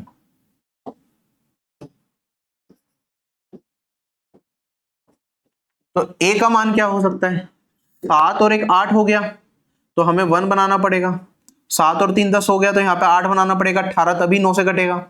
5 और 7 12 हो गया, 6 बनाना पड़ेगा। 7 और 7 14 हो गया, तो 4 बनाना पड़ेगा। 9 है तो ये ऑलरेडी यहाँ पे 2 बनाना पड़ेगा। अब यहाँ पे हमें अलग अलग वैल्यूज पे ट्राई करना है कि किस पे लीस्ट वैल्यू आएगी। तो मेरे पास 2a + 3b है, तो इसे मैं लिख सकता हूं 2a + b + b, ठीक है। अगर मेरे को इसको क्या बनाना है? लीस्ट बनाना है, तो दोनों को 1 1 कर देंगे यार, बाकी सबसे सिंपल तो यही है। अगर दोनों को 1 1 कर दूंगा मैं, तो 2 × 2 4 + 1 5 मेरा इस क्वेश्चन का क्या आएगा? आंसर। ठीक है, सिंपलर वैल्यू, इतनी ज्यादा केसेस लिखने की जरूरत ही नहीं थी। मिनिमम देखना था, प्लस में है तो डायरेक्टली हो जाता हमारा ये 1 और 1, 1 और 1 पे सेटिस्फाई कर जा रहा है सीधा सीधा। ठीक है, चले आगे। अगला सवाल हमारे पास कहता है कि भाई रिफ्लेक्शन ऑफ पॉइंट बता दो 6 - 4 का लाइन y = 5। बहुत सिंपल सवाल होता है ये, जब भी आपको रिफ्लेक्शन ऑफ पॉइंट पूछ ले। डायरेक्टली ट्रिक बता देता हूं मैं आपको। अगर मेरे को कोई लाइन दे रखी हो, उस पर रिफ्लेक्शन बतानी है किसी पॉइंट की, y = 5 अगर मेरे को दे रखा है, तो y का कोऑर्डिनेट y दे रखा है ना, 5 के बराबर है। तो आप क्या करो, x वाले को तो एज इट इज कॉपी कर दो 6, और ये हमारा y ऑर्डिनेट होता है। तो ये वाला निकालने के लिए आपको क्या करना है? आपको करना है 2y माइनस में जो वैल्यू दे रखी है। तो y का मान मेरे पास कितना है? 5, और ये वाली वैल्यू क्या हो जाएगी? 6, 10 + 4 14, तो खत्म। 6 और 14 मेरा क्या आएगा इस क्वेश्चन का आंसर। कोई भी क्वेश्चन दे रखा हो रिफ्लेक्शन वाला, चुटकियों में आपके सारे सवाल निकाल सकते हैं। 3 केसेस बनते हैं, तीनों केसेस में बता देता हूं आपको। मान लो मेरे पास क्या है, पॉइंट है 3, 4, और मेरे को ये करस्पॉन्डिंग बताना है इसे x = 5 के, मेरे को बताना है ये y = 5 के, मेरे को बताना है एक पॉइंट कोई ऐसा हो सकता है कि भाई 1, 2 पॉइंट के करस्पॉन्डिंग इसकी रिफ्लेक्शन क्या होगी। तो कैसे करेंगे फटाफट से देख लीजिए। अगर मेरे को इसके करस्पॉन्डिंग रिफ्लेक्शन बतानी है x = 5 के, तो y को एज इट इज रख दो 4, कोई दिक्कत नहीं है। x के लिए क्या करेंगे? 2 × 5 - 3, क्या हो जाएगा? 2 × 5 - 3, 5 यहां से लिया, 2 × 5 - 3, और वैल्यू आएगी मेरे पास यहाँ पे 10 - 3 दैट इज 7 और 4। ठीक, कोई दिक्कत नहीं है। यहाँ पे y = 5 से करना है, तो x का डिजिट आ जाएगा 3, और यहां पे मेरे पास 2 × 5 माइनस में y है 4, तो ये आ जाएगा मेरे पास 3, 6। ठीक, अगर पॉइंट के कोरस्पॉन्डिंग पूछ ले, तो 2 × दिस, x के लिए भी और y के लिए भी सेम चीज हम कर देंगे। 2 × में 1 -3, और यहां पे मेरे पास 2 × में 2 -4, तो मेरे पास वैल्यू क्या आएगी यहाँ पे?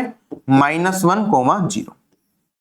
याद रह जाएगा ये। रिफ्लेक्शन का कोई भी सवाल हो, कुछ डायग्राम बनाने की जरूरत नहीं है, डायरेक्टली आपको क्या करना है, याद रखना है।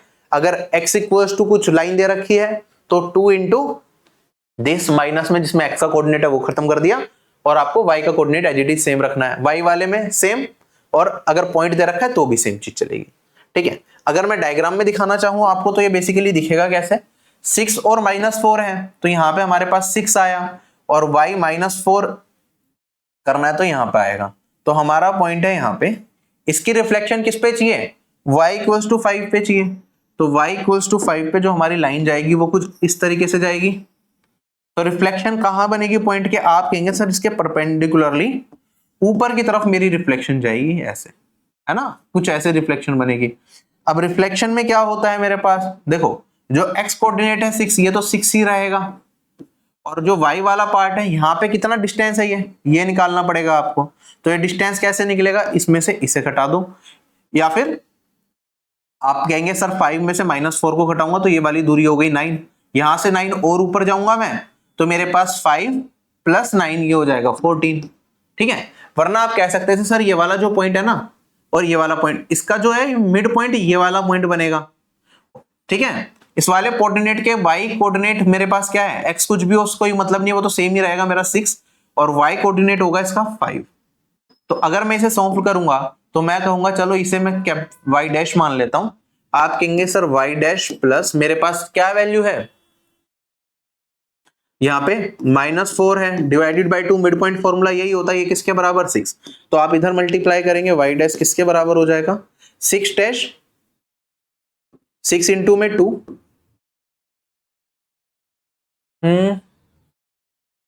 y इक्वल्स टू 5 है, सॉरी मेरे पास यहाँ पे 5 इंटू में 2 और ये प्लस का 4, ये हो जाएगा 4, ठीक है। तो 2 इंटू में y, जो y का मान था, और यहाँ पे क्योंकि एक्चुअली में माइनस था लेकिन ये इधर जाके प्लस बन गया, तो फॉर्मूला वही है 2y माइनस में जो भी हमें दे रखा है। अगला सवाल हमारे पास कहता है एक सॉलिड रबड़ का स्फीयर है जिसका वजन हमें दे रखा है 98 kg और इसका डायमीटर भी हमें दे रखा है 14 सेंटीमीटर।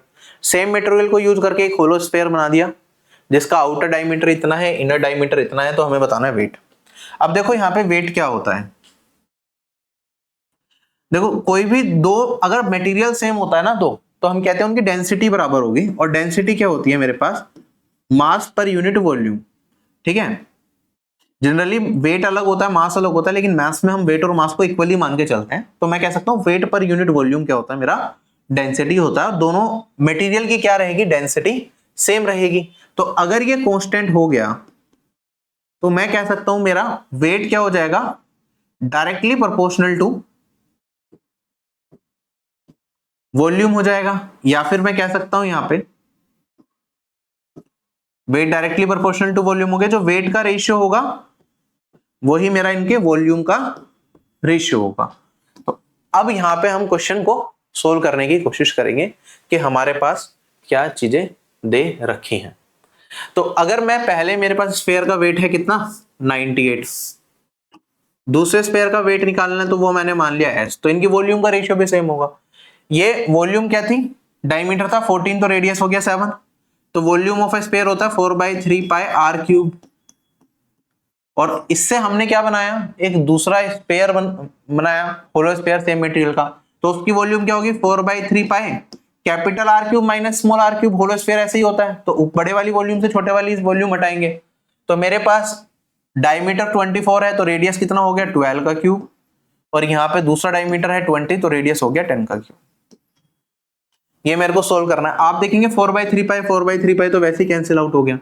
7 का क्यूब मेरे को दे रखा है 49 इंटू में 2 होगा, 49 से काटूंगा तो 2/x और इधर रह जाएगा मेरे पास खाली 7, और इधर अब इसे सोल्व कर लो 12 का क्यूब माइनस 10 का क्यूब, 12 का क्यूब होता है 1728, ये होता है 1000, तो 728 रह गया। ये क्या ये 7 से कट जाएगा, बिल्कुल कट जाएगा 104, 104 इंटू में 2 कितना हो जाएगा 208।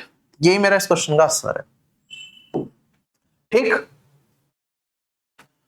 अगला सवाल हमारे पास कहता है कि इन सब में से किसने मैक्सिमम परसेंटेज स्कोर किया है।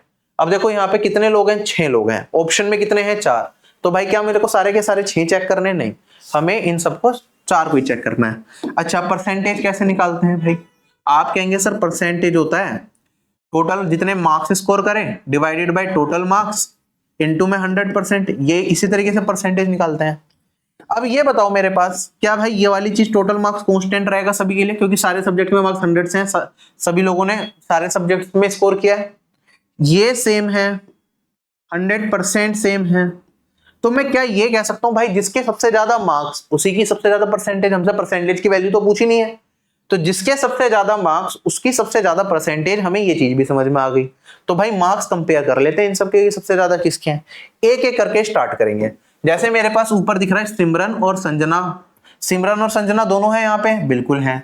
फिर भूमिका और ज्योति, एक भूमिका है और एक ज्योति है। पहले कंपेयर करना स्टार्ट करते हैं, वैल्यू निकालने की हमें जरूरत नहीं है, ठीक है, क्योंकि सम करने में टाइम लग जाएगा। इन दोनों में देखूं भाई, देखो संजना के यहाँ पे भी बड़ा है, यहाँ पे भी ज्यादा है, संजना यहाँ पे भी ज्यादा है, यहाँ पे भी ज्यादा है, यहाँ पे भी ज्यादा है, सब जगह संजना के मार्क्स ज्यादा है सारे सब्जेक्ट्स में। तो ऑब्वियस सी बात है कि सिमरन ने तो हाईएस्ट नहीं किया होगा, संजना मेरे पास आ गया। फिर मेरे पास भूमिका, ज्योति। आप चाहें तो कंपेयर कर सकते हैं कि भाई किसी से भी कर लो। संजना को अगर मैं भूमिका से कंपेयर करता हूं तो आप देखेंगे यहाँ पे कितने संजना के 13 ज्यादा हो गए, यहाँ पे कितने 14 कम हो गए, यहाँ पे कितने हो गए मेरे पास 7 ज्यादा हो गए, यहाँ पे मेरे पास 3 कम हो गए, और यहाँ पे मेरे पास 5 ज्यादा हो गए। अब किसके ज्यादा बन रहे हैं? अगर आप इन सब का सम करेंगे तो 13, 20, 25 और में से कम घट रहा है, तो अगेन संजना इन दोनों में जीत रही है, ठीक है। संजना ने किससे करा? भूमिका से भी ज्यादा स्कोर कर लिया। अब संजना को ही ज्योति से कंपेयर कर लो। अगर मैं संजना को ज्योति से कंपेयर करता हूं तो देखो यहाँ पे इसमें इनका गैप आ गया प्लस 18 ज्यादा है, यहाँ पे 20 कम है, यहाँ पे 2 ज्यादा है, तो तीन का कंपेयर हो गया तो सम 0 बन गया। 18 माइनस 20 प्लस 2, तो ये तो हो गया 0। इन दोनों को कंपेयर करेंगे तो संजना के 4 कम है और यहाँ पे संजना के और भी ज्यादा कम है, 8 कम है। तो मतलब इसके क्या कहते हैं, ज्योति सबसे ज्यादा स्कोर कर रही है, तो आंसर क्या हो जाएगा इसका? ज्योति हो जाएगा। तो आपको इस तरीके से करना है कि निकालने मत बैठ जाना एग्जाम में, बहुत टाइम गवा दोगे, डायरेक्टली करो कंपेयर करके बराबर वाली से। अगला सवाल मेरे पास, आखिरी सवाल। आप कहेंगे यहाँ पे सर जो प्रेजेंट एज है ना हस्बैंड और वाइफ की, उसका रेशियो दे रखा है मेरे को कितना? 4:3।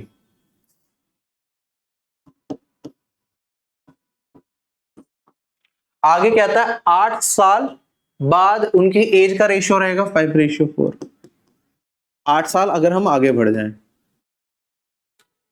हमें बताना है कि अगर उनकी शादी के टाइम पे उनकी एज का रेशियो था 3:2, तो कितने साल पहले वो प्रेजेंट से मैरिड हुए थे, ये टाइम हमें बताना है।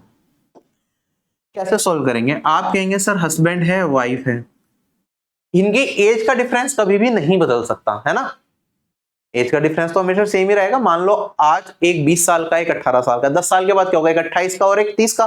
गैप 2 साल का था, 2 साल का ही रहा, बाद में कितना भी साल आप पीछे चले जाओ या आगे चले जाओ, इनका एज का डिफरेंस यहाँ पे 1 रेशियो है, यहाँ पे 1 रेशियो ऑलरेडी मेंटेन्ड है, तो मेरे को ज्यादा मेहनत करने की जरूरत नहीं है ना। और अगर मैं यहाँ पे देखूं मैरिज के टाइम पे भी एज का रेशियो 3:2 है, यहाँ पे भी 1 रेशियो है, तो रेशियोज तो सारे के सारे मेंटेन्ड है, तो मेहनत तो मेरी सारी बच गई।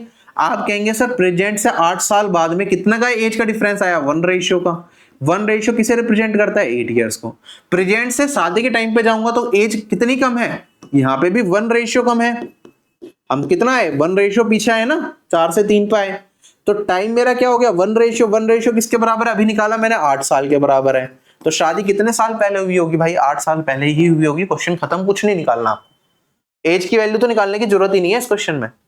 बाकी 3 क्वेश्चन जो डीआई के रीजनिंग में पूछे गए थे वो भी देख लेते हैं एक बार। जैसे पहला सवाल हमें क्या दे रखा है यहाँ पे, मैथ्स के वर्कर्स दे रखे हैं राहुल, सुनील और विपिन, इनकी अक्टूबर, नवंबर और दिसंबर की सैलरी हमें दिखा रखी है, जो इनके वेजेस मिले। हमें बताना है जो सुनील का जो वेज है ना नवंबर महीने में, वो कितना परसेंट है राहुल के वेज के। तो नवंबर में सुनील का वेज ये रहा और राहुल का वेज ये रहा, तो 10500 ये कितना प्रतिशत है? 11500 के इंटू 100% करके हमें वैल्यू मिल जाएगी। एसएससी का प्रीवियस ईयर का सवाल है ये। 2 जीरो से 2 जीरो कट जाएंगी, अगर आप यहाँ पे काटेंगे तो 5 से काट सकता हूं मैं, तो ये वाली वैल्यू मेरे पास आएगी यहाँ पे 23 और ये आ जाएगा 21 और इंटू में 100%। सोल्व करके वैल्यू बतानी है। 4 ऑप्शन दे रखे हैं, आपको पता है 23 को 9 टाइम्स करूंगा तो मेरे पास ये 207 आएगा, तो 3 बच जाएगा है ना, फिर 30 आएगा तो 1 चला जाएगा मेरे पास है ना, तो मेरे पास यहाँ पे 91 पॉइंट समथिंग आंसर आएगा। ऑप्शन नंबर ए करेक्ट हो गया। चले आगे। अगला सवाल हमारे पास कहता है यहाँ पे प्रोडक्शन थाउजेंड्स में जो दे रखा है कार 1, कार 2, कार 3, कार 4 का, और उनके रेस्पेक्टिव ईयर्स भी दे रखे हैं। तो हमें बताना है कि कौन सी कंपनी का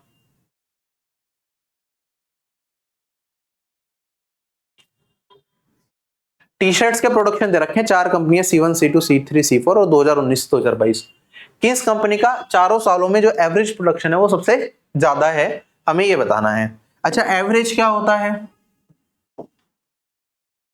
अगेन एवरेज होता है मेरे पास भाई सम divided by number of years, तो 4 है ना, किसी भी कंपनी का निकालेंगे तो 4 तो सब जगह कॉमन हो गया, सब में 4 से डिवाइड करना है, तो मैं कह सकता हूं जिसका सम ज्यादा होगा उस वैल्यू उस कंपनी का ही एवरेज प्रोडक्शन सबसे ज्यादा होगा, तो हमें सम को कंपेयर करना है। अगर सम भी निकालना है तो आप ध्यान से देखो, ये 2 2 2 2 सब जगह 2 2 पहले डिजिट है, क्या 2 2 मैटर करेगा? फिर 200 तो मतलब सब जगह 200, जैसे ये वाली वैल्यू है 243 में से 200 प्लस 43 लिख सकता हूं, है ना, तो आप देखेंगे यहाँ पे 200 तो 4 बार 800 800 800 800 सब जगह आएगा, तो 2 वाले पार्ट को इग्नोर कर दो सम करते टाइम, तो हमारे लिए अब जो एडिशन है वो 3 डिजिट का ना हो गया, कितने का रह गया? सिर्फ 2 डिजिट का रह गया। कितना रह गया? 2 डिजिट का रह गया। ये चीज हमें समझनी है क्वेश्चन को देख के उसके हिसाब से। अब इन 2 डिजिट एडिशन करना हमारे लिए आसान है, 4 सम करके आपको बताना है किसका ज्यादा है किसका कम होगा।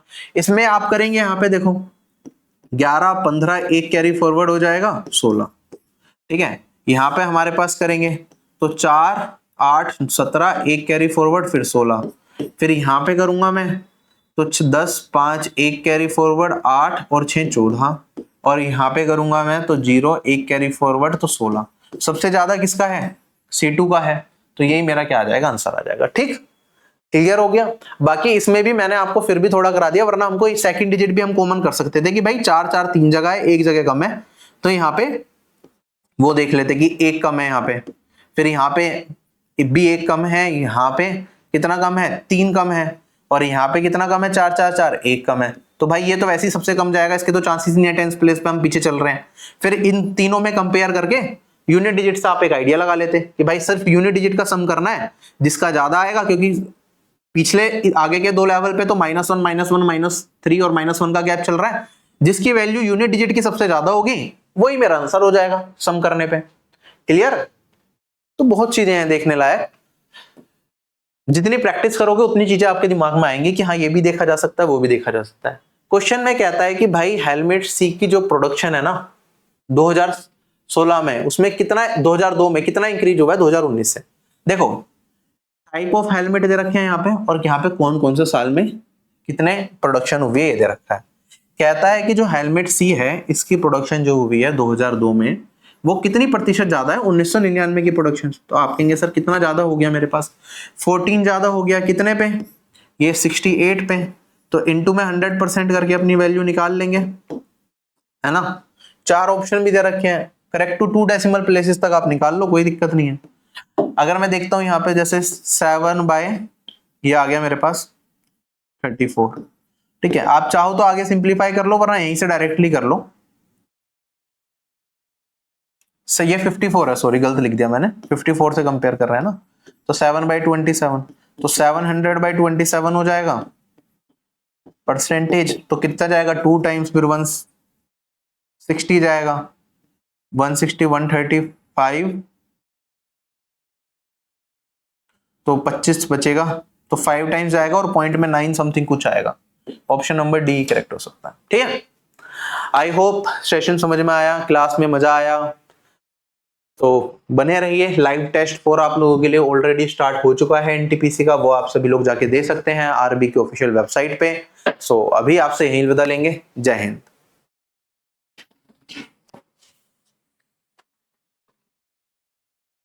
आप एसएससी एग्जाम्स की तैयारी कर रहे हैं और कंफ्यूज्ड हैं कैसे प्रिपरेशन करें? देखो कोई भी कॉम्पिटिटिव एग्जाम अगर आपको निकालना है तो सबसे जरूरी है आपका उसमें हार्ड वर्क, उसके बाद right strategy and right guidance. मैं Shubham Jain, ex GST inspector, जिसने अपने 7 साल के टीचिंग करियर में लाखों बच्चों को ट्रेन किया और उनकी ड्रीम जॉब तक पहुंचने में मदद करी है। मैंने खुद एसएससी सीजीएल एग्जामिनेशन को फर्स्ट अटेम्प्ट में निकाला था, तो I know the best method जिससे कम से कम टाइम में अपन प्रिपरेशन तक कर सकते हैं। आप लोगों के लिए लेके आया हूँ ऑफिसर बैच, एक ऐसा बैच जिसमें बेसिक्स टू हाई लेवल सारी चीजें आपको कराई जाएंगी। मैथ्स में उसमें मैं खुद पढ़ाता हूँ, साथ ही साथ आपको उसमें एक दिया जाता है टारगेट ग्रुप, जिसमें आप डेली बेसिस पे आपको टारगेट दिए जाएंगे, आपको वो फॉलो करने हैं और आप लिमिटेड टाइम के अंदर अपने कोर्स को कवर कर सकते हैं। साथ ही साथ एक डाउट ग्रुप भी होगा जिसमें मैं खुद अवेलेबल रहूंगा, आप कोई भी क्वेरी अपने डायरेक्टली मुझसे पूछ सकते हैं और अपनी सही गाइडेंस में प्रिपरेशन को आगे ले जा सकते हैं। डिस्ट्रैक्शन फ्री एनवायरनमेंट में आप अपनी कंप्लीट तैयारी करेंगे तो आपके सिलेक्शन के चांसेस ज्यादा बढ़ेंगे। साथ ही साथ कोई भी चीज आप पढ़ते हैं तो उससे रिलेटेड टेस्ट वहां पे अवेलेबल रहते हैं, जिससे आप अपनी परफॉर्मेंस को एनालाइज कर पाएं। प्री और मेंस की टेस्ट सीरीज कोर्स के साथ आपको मिलेगी। इसके साथ साथ आपके लिए एक एड ऑन भी है, जो लोग स्टेट एग्जाम्स की प्रिपरेशन करते हैं, जैसे जिसमें हिंदी पूछा जाए, स्टेनोग्राफी की कुछ बच्चे प्रिपेयर कर रहे होते हैं, या फिर कंप्यूटर कुछ एग्जाम्स में पूछा जाता है, तो उसकी क्लासेस भी हमने ऑफिसर बैच के अंदर इंक्लूड कर दी है, मैथ्स, इंग्लिश, जीके, रीजनिंग के साथ साथ। तो एक कोर्स में आपकी कंप्लीट प्रिपरेशन हो जाएगी। आप लोगों के लिए एक ऑफर भी है, अगर आप एग्जाम 10 कोड यूज करेंगे तो आपको 10% का डिस्काउंट मिल जाएगा ऑफिसर बैच के ऊपर। अगर आप इंडिविजुअल सब्जेक्ट से कोर्सेज लेना चाहते हैं तो these are also available at very affordable prices, तो आप you can enroll in those courses as well. जय हिंद।